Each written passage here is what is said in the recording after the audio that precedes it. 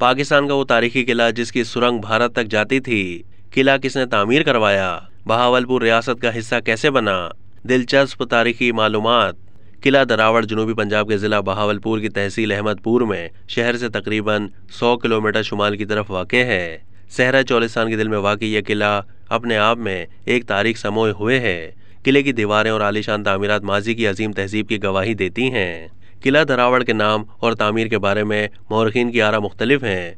कुछ मौरखीन का ख्याल है कि इस किले को 9वीं सदी में राय जजा ने तामीर करवाया, जो एक राजपूत हुक्मरान था। बाज़ मौरखीन कहते हैं कि किले को रावल देव राज भाटी ने तामीर करवाया, इसलिए किले को देव रावल कहा जाने लगा।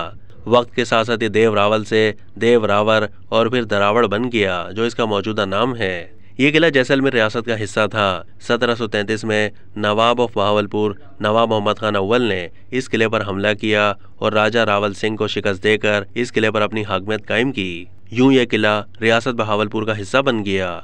जैसलमेर के राजा रावल सिंह ने 1747 में किले पर दोबारा कब्जा जमा लिया, लेकिन 1808 में नवाब ऑफ बहावलपुर ने एक बार फिर किले पर हमला करते हुए राजा रावल सिंह को शिकस्त दी, जिसके बाद ये किला दोबारा रियासत बहावलपुर का हिस्सा बन गया। इसके बाद से ये किला उनके खानदान की हुक्मरानी में रहा।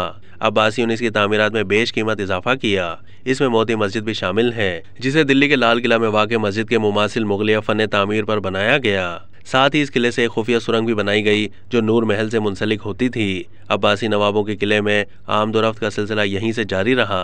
किला दरावड़ की 30 मीटर बुलंदोबाला बल खाती मुरब्बा शक्ल की दीवारें किले की जाहो जलाल की एक अजीम दास्तान बयान करती हैं।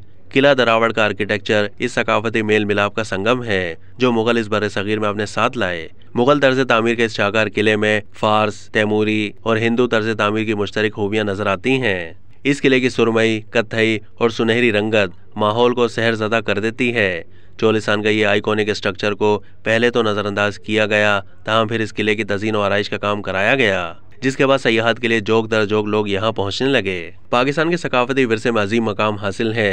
किले में 40 पुलों समेत एक कुआं, एक मरकजी दरवाज़ा और एक बड़ा तालाब है, जो सयाहों की खुसूसी दिलचस्पी का मरकज है। किले के सहनुमा मैदान में एक कदीम और तारीखी तोप भी मौजूद है, जो जंग के दौरान दुश्मनों के खिलाफ इस्तेमाल की जाती थी। तोप के साथ एक सुरंग भी बनाई गई थी, जो किले के खुफिया रास्तों से होती हुई जैसलमेर तक जाती थी, जिसे बाद में बंद कर दिया गया था। किला दरावड़ में दूसरे किलों के मुकाबले में बैरूनी आराइश का ज्यादा ख्याल रखा गया, जो हुक्मरानों के जाहो जलाल की अक्कासी करता है कि वो दिफा और ज़ेबाइश के हवाले से कितने हसास थे। अंदरूनी तौर पर मजबूत दिफाई किले का अंदाजा इसकी मोटी दीवारों और बुलंदोबाला मीनारों से बखूबी लगाया जा सकता है। इतनी सदियां बीत जाने के बावजूद ये किला अपनी मुकम्मल रानाइयों के साथ मौजूद है। किले के तमाम एतराफ बिरिजनुमा फसीलों को मोटी और पक्की ईंटों से तामीर किया गया है, जिससे न सिर्फ किलाबंदी मुमकिन हुई, बल्कि देखने वालों के लिए भी ये दीवारें दिल फरेब मंजर पेश करती हैं। इसकी कुल 42 फसीलें थीं, जिन पर ज्योमेट्री के अशकाल में कुंदा आराइशी काम इस दौर के माहिरीन तामीरात के ज़ौक़ की